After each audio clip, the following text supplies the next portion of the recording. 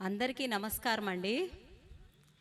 మనందరి గురువు గారు జగద్గురువు బ్రహ్మర్షి పితామహ పత్రిజీ గారికి ఆత్మ నమస్కారాలు తెలియజేసుకుంటున్నాను. అలాగే మన గురుమాత స్వర్ణమాల పత్రి అమ్మకి ఆత్మ నమస్కారాలు తెలియజేసుకుంటున్నాను. నాకు ఆత్మ విద్యను బ్రహ్మ విద్యను ప్రసాదించిన మా గురువులు తట్టవర్తి వీర రాఘవరావు గారికి, తట్టవర్తి రాజ్యలక్ష్మి అమ్మకు ఆత్మ నమస్కారాలను తెలియజేసుకుంటున్నాను. మనందరము ధ్యాన మార్గంలోకి ఎందుకు వచ్చాము అంటే సత్యాన్ని తెలుసుకోవడానికి. ఎన్నో జన్మలుగా పూజలు చేశాము, జపాలు, స్తోత్రాలు, పుణ్యతీర్థాలు అన్నీ అయిపోయాయి. ఇప్పుడు చివరగా ఎన్నో జన్మల్లో ఏడిస్తే, భగవంతుడా నాకెందుకు ఈ కష్టాలు, నాకెందుకు ఈ బాధలు అని అడిగినప్పుడు మాత్రమే సాక్షాత్తు ఆ భగవంతుడు సద్గురువు రూపంలో వచ్చి మనకి ఈ ఆత్మజ్ఞానాన్ని అందించారన్నమాట. పత్రిగారు మనల్ని ఆత్మస్వరూపులారా అన్నారు. అంటే మనందరము ఈ కనిపించే శరీరాలము అని బ్రతుకుతున్నాము. కానీ గురువుగారు మొదటిసారిగా మనందరికీ మనము ఆత్మలము అన్న మాట వారి ద్వారా విన్నాము. అసలు ఎందుకు ఈ జన్మ, ఈ మానవ జన్మ ఎందుకు అనేది తెలుసుకోవడం కోసమే మనము ఈ ధ్యాన మార్గంలోకి వచ్చాము. అందరూ ధ్యానం అంటే ఏదో కళ్ళు మూసుకొని కూర్చోవడం, ఏదో చేసాము అయిపోయింది, ధ్యానం చేయడం వల్ల ఏదో మంచి జరుగుతుందంట ఓకే అనుకుంటున్నారు. కానీ ఈ ధ్యానం వల్ల మనకి ఏం జరుగుతుంది, అసలు ఎందుకు చేయాలి అన్నదాన్ని తెలుసుకున్నప్పుడు దాన్ని మనము సంపూర్ణంగా ధ్యానం చేస్తాము. జ్ఞానం పొందడానికి మనకి సరైన దారి అనేది ఏర్పడుతుంది. ధ్యానము అంటే శ్వాస మీద ధ్యాస.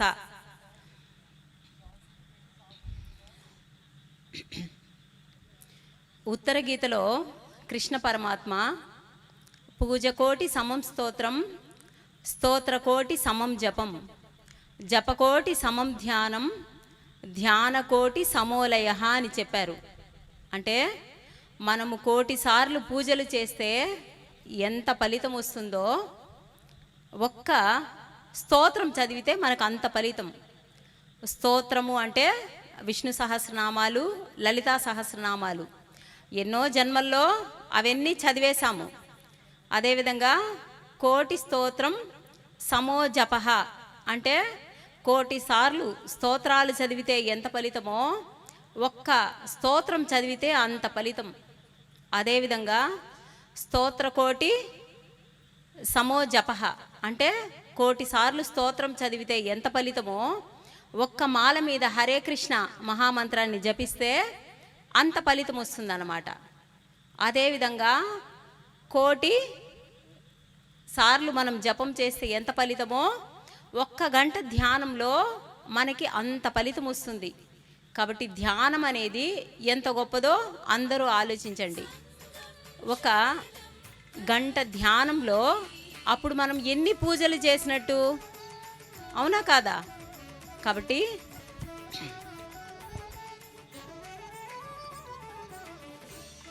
కాదు మ్యూజిక్ వస్తాను, నో వాటర్ కాదు మ్యూజిక్ ప్లే అవుతా ఉందని.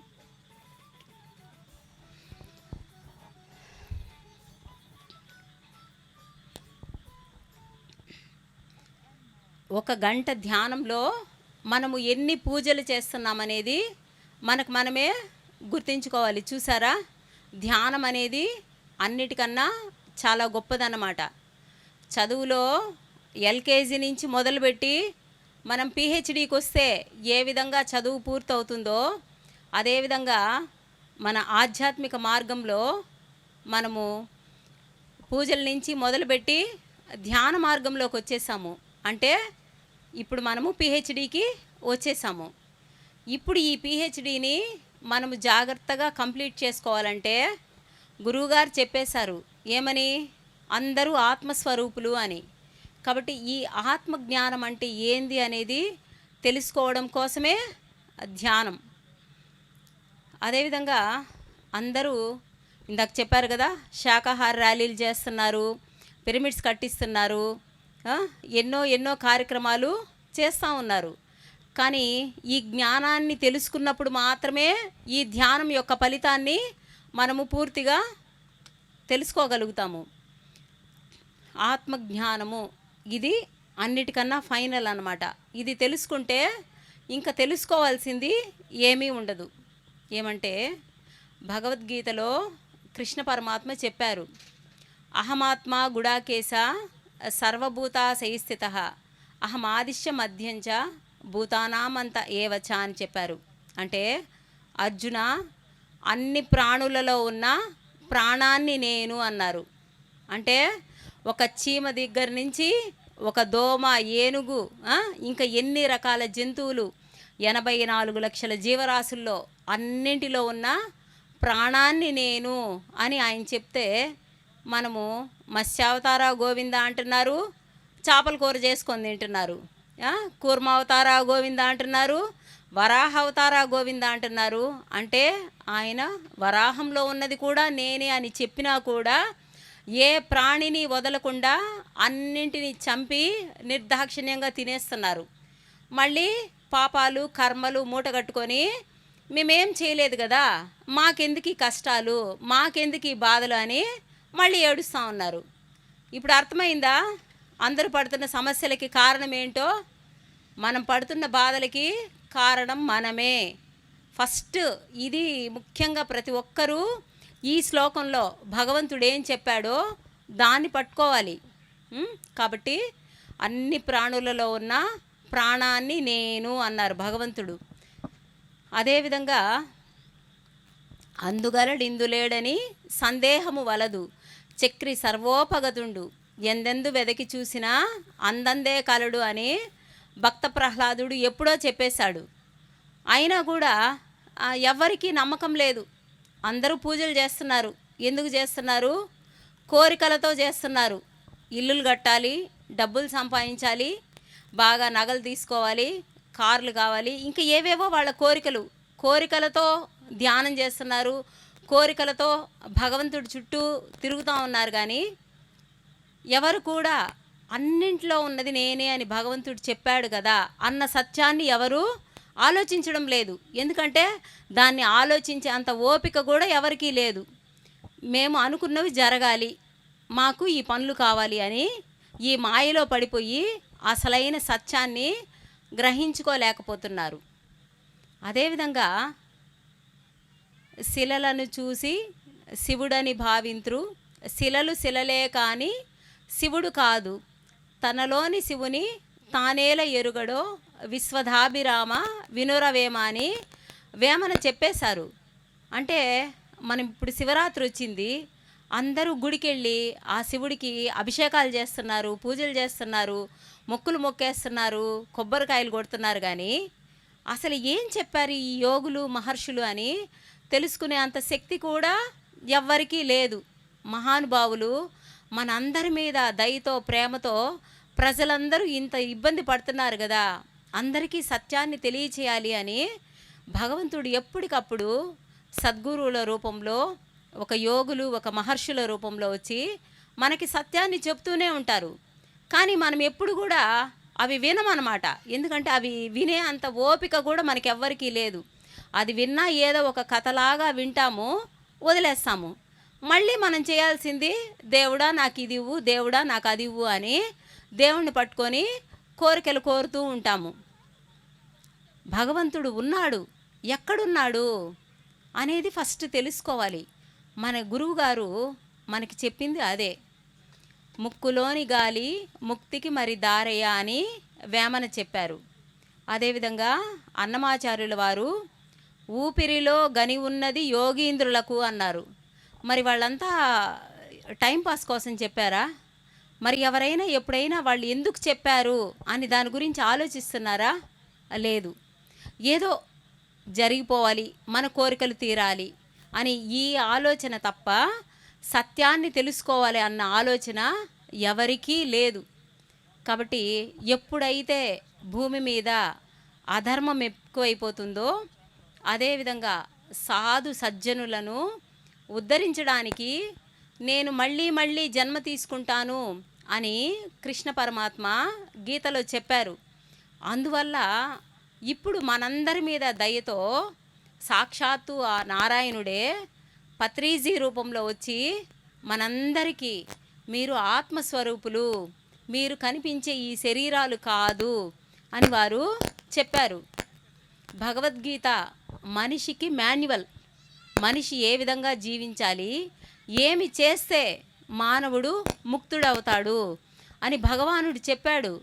కానీ అందరూ 700 శ్లోకాలు నేర్చుకున్నాము, మాకు అన్నీ తెలుసు అంటారు, కానీ అది అర్థం కాదు. ఎందుకంటే ఎప్పుడైతే ధ్యానం చేస్తారో అప్పుడు మాత్రమే ఆ శ్లోకాల్లో ఏముంది అనేది అర్థమవుతుంది. లేదంటే అది ఒక పారాయణలాగా చదువుతూనే ఉంటామన్నమాట. జన్మలు అయిపోయాయి, ఎన్నో జన్మలు గడిపేశాము. కానీ ఇప్పుడు మన మీద దయతో ఒక సద్గురు రూపంలో పత్రిగారు వచ్చి మనందరికీ ఈ విషయాలు తెలియజేశారు. వారు ఇచ్చింది ఆత్మజ్ఞానము. అంటే భగవంతుడు అన్ని చోట్ల ఉన్నాడు, కానీ మనకి అది చూసే దృష్టి మనకి లేదు. కాబట్టి అంతటా ఉన్న భగవంతుణ్ణి చూడాలి అంటే మొదటగా మన లోపలికి మనం ప్రయాణం అవ్వాలి. ఎప్పుడైతే బయట చూడటం ఆపేసి కళ్ళు మూసుకొని శ్వాస మీద ధ్యాస ఉంచి మన లోపలికి మనం ప్రయాణం అవుతామో అప్పుడు మన లోపల ఉన్న అంతర్యామి అంటే మన ఆత్మ చైతన్యాన్ని మనం గుర్తించగలుగుతాము. ఎప్పుడైతే తీవ్రాతి తీవ్రమైన ధ్యాన సాధన చేస్తామో అప్పుడు మాత్రమే మనలో ఉన్న దైవాన్ని మనం తెలుసుకోగలుగుతాము. కాబట్టి ఏదో కళ్ళు మూసుకొని కూర్చున్నాము, ఏదో ఒక అరగంట అయింది, గంట అయింది అంటే ఎప్పటికీ తెలుసుకోలేమండి. ఎందుకంటే తీవ్రాతి తీవ్రమైన తపన ఉండాలి, నేను తెలుసుకోవాలి, భగవంతుడు నాకు కావాలి అని. కానీ ఎవ్వరు కూడా భగవంతుడిని కోరుకోవడం లేదు.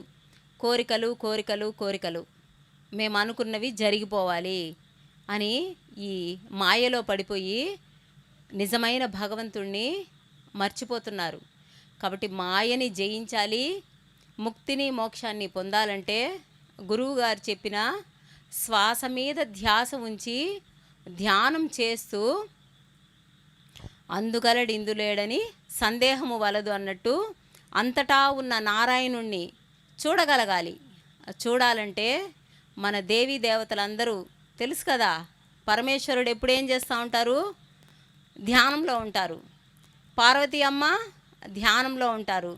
ఆంజనేయ స్వామి, వెంకటేశ్వరుడు, మీరు ఏ దేవీ దేవత విగ్రహాలను చూసినా వారు ధ్యాన స్థితిలో ఉంటారు. మరి వాళ్ళు దేవుళ్ళు కదా, వాళ్ళకెందుకు ధ్యానము అంటే మరి వాళ్ళే ఇంకా ధ్యానం చేస్తున్నారు అంటే మరి మనం ఇంకా ఎంతసేపు ధ్యానం చేయాలి? ఆలోచించండి. ధ్యానం అంటే టైంపాస్ కోసమో కోరికల కోసమో చేసేది కాదు. మనలో ఉన్న ఆత్మ అయిన భగవంతుణ్ణి, ఆ సాక్షాత్తు ఆ పరమాత్మను తెలుసుకోవాలంటే నిరంతర తపన భగవంతుడి మీద ఉండాలి. కానీ ఎవ్వరూ భగవంతుడి గురించి ధ్యానం చేయడం లేదు, అవునా కాదా? కోరికలతోనే చేస్తున్నారు. కాబట్టి ఆత్మజ్ఞానము అంటే మనలో ఉన్న పరమాత్మను మనం దర్శించాలి. అదేవిధంగా అహం బ్రహ్మాస్మి, నేనే ఆ దైవాన్ని అని తెలుసుకోగలగాలి. తెలుసుకోవాలంటే ఆదిశంకరాచార్యులు వారు చెప్పేశారు. ఏం చెప్పారు? దేహో దేవాలయ ప్రోక్తో జీవో దేవో సనాతనః జేదజ్ఞాన నిర్మాల్యం సోహం భావేన పూజయేత్ అన్నారు. అంటే మన దేహం అనే దేవాలయంలో సనాతనుడైన ఆ భగవంతుడు ఉన్నాడు, కానీ అది మనం తెలుసుకోవడం లేదు. ఎప్పుడైతే నేను కనిపించే ఈ కాళ్ళు కాదు, ఈ చేతులు కాదు, ఇది కాదు, ఇది కాదు అని మన శరీరంలో ఉన్న అన్నింటినీ తీసివేస్తే ఏం మిగులుతుంది? సోహం అనే శ్వాస, మనం తీసుకునే శ్వాస సో అని, వదిలిపెట్టే శ్వాస హమ్ అని ఎప్పుడు నిరంతరం జరుగుతూ ఉంటాయన్నమాట. ఆ శ్వాసే భగవంతుడు. కాబట్టి ఎప్పుడైతే శ్వాస మీద ధ్యాస ఉంచి ధ్యానం చేస్తామో, మనలో ఉన్న తపన ఎప్పుడైతే నేను ఆ భగవంతుణ్ణి దర్శించాలి అని తీవ్రమైన తపనలో మనలో కలిగినప్పుడు, అప్పుడు మాత్రమే ఆ భగవంతుడు మనకి దర్శనమిస్తాడు. అదేవిధంగా అహం బ్రహ్మాస్మి అన్నట్లు తత్వమసి అంతా దైవమే అనేది కూడా మనం ధ్యానంలో తీవ్రంగా చేయగలిగినప్పుడు మాత్రమే తెలుసుకోగలుగుతాము. కాబట్టి ఈ ధ్యానం అనేది నేను కనిపించే ఈ శరీరాన్ని కాదు, కనిపించని ఆత్మను అని తెలుసుకోవడం కోసము, అదేవిధంగా నేను ఏ విధంగా అయితే భగవత్ స్వరూపాన్నో ఆత్మస్వరూపాన్నో, అదేవిధంగా అందరూ కూడా ఆత్మస్వరూపులే అని మన గురువుగారు చెప్పిన సత్యాన్ని గ్రహించాలంటే అందరూ కూడా శ్వాస మీద ధ్యాస ఉంచి సైలెన్స్ మెడిటేషన్ చేయండి. తప్పకుండా మీరు కూడా ఆ స్థాయికి చేరి సత్యాన్ని గ్రహించి ఈ జన్మలోనే ముక్తిని మోక్షాన్ని పొందడానికి అర్హతని సాధించగలుగుతారు. ధ్యానం వల్ల జ్ఞానము, జ్ఞానం వల్ల ముక్తి మోక్షము. అదేవిధంగా ధ్యానం సర్వరోగ నివారిణి, ధ్యానం సత్యజ్ఞాన ప్రసాదిని, ధ్యానం సకల భోగకారిణి అని గురువుగారు చెప్పారు. కాబట్టి ఎప్పుడైతే ఆత్మజ్ఞానాన్ని పొందుతారో ఆటోమేటిక్గా ఇవన్నీ జరుగుతాయి. కాబట్టి అందరూ ఏం చేస్తారంటే ఫస్ట్ ఆత్మజ్ఞానం తెలుసుకుంటే మనకి అన్నీ తెలుస్తాయి అనేది వదిలేసి ఎంతసేపు అయినా ఫస్ట్ ధ్యానం సర్వరోగ నివారిణి అన్నారు కదా, ఈ జబ్బులు ఏ విధంగా పోతాయి, ధ్యానం సకల భోగకారిణి అన్నారు కదా, కాబట్టి మనకి కావలసిన కోరికలన్నీ ఏ విధంగా తీరుతాయి, ధ్యానం సత్యజ్ఞాన ప్రసాదిని అన్నారు కదా, ఏంటి సత్యము అని తెలుసుకోవాలి అని వీటికి మొదట ఇంపార్టెన్స్ ఇస్తారు. కానీ ఎప్పుడైతే ఫస్ట్ ఆత్మజ్ఞానాన్ని తెలుసుకోవాలని ప్రయత్నం చేస్తారో అప్పుడు ఆటోమేటిక్గా మిగతావన్నీ వస్తాయి. దీనికి చిన్న ఎగ్జాంపుల్, ఒక కథ చెప్పుకుందాము. ఒక రాజుగారు తన రాజ్యంలో ఉన్న ప్రజలందరికీ ఒక ప్రకటన చేశారంట. రాజ్యంలో ఉన్న ప్రజలందరూ పలానా రోజు వచ్చి రాజుగారి కోట దగ్గరికి వచ్చి మీకు ఎవరికి ఏం కావాలో తీసుకెళ్ళచ్చు అని చెప్పి ఆయన నగలు వజ్ర వైడూర్యాలు ఎవరెవరికి ఏమేమి అవసరమో తీసుకోండి అని అన్ని ప్రదర్శన పెట్టారంట. అందులో ఒక అమ్మాయి వచ్చి రాజుగారి భుజం మీద చెయ్యేసి నాకు రాజుగారు కావాలి అనిందంట. ఎందుకంటే రాజుగారు తన వాడైతే రాజ్యంలో ఉన్న సంపదలన్నీ ఇంక తనవే కదా. కాబట్టి ఎప్పుడైతే మనం ఆత్మజ్ఞానాన్ని తెలుసుకుంటామో, అనుభవపూర్వకంగా ఆత్మజ్ఞానాన్ని పొందుతామో అప్పుడు జబ్బులు ఉండవు, సత్యము తెలుస్తుంది, మనకి కావలసిన వైభవాలు అన్నీ వస్తాయి.